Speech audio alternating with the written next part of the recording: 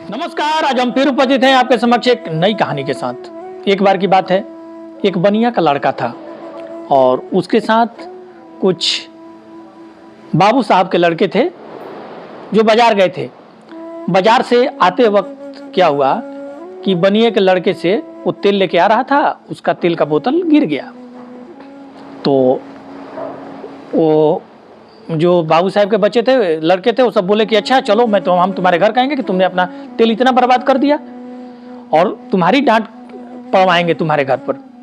वो लोग आते हैं उसके पिता से बोल दिया, बोला कि देखो आपका बेटा ने इतने का तेल बर्बाद कर दिया, बोतल का लड़ा था गिरा दिया।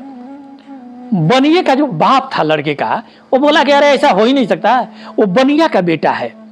अब बनिया का बेटा कभी घाटा का सौदा कर ही नहीं सकता। तो क्या क्या तेल तो गिरा दिया है। तब उसने अपने बेटे को बुलाया, क्या हुआ, तुमने तेल कैसे गिरा दिया?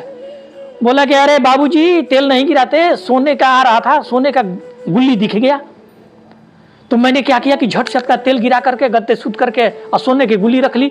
अगर मैं इन लोगों को बोल देता तो ये 5-6 थे, मुझे मारकर ले लेते।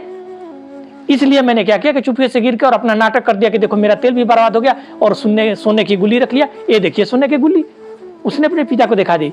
तब उसके पिता ने कहा कि देखे ये बनिया का बेटा है और बनिया कभी घाटे का सौदा नहीं करता है।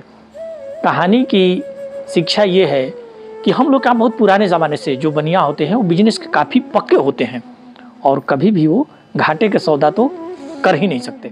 कहानी अच्छी लगी है तो इसे लाइक, कमेंट और शेयर करें। साथ ही आप लोगों से हाथ जोड़कर निवेदन है कि आप लोग चैनल को सब्सक्राइब जरूर करें। जय श्री राम।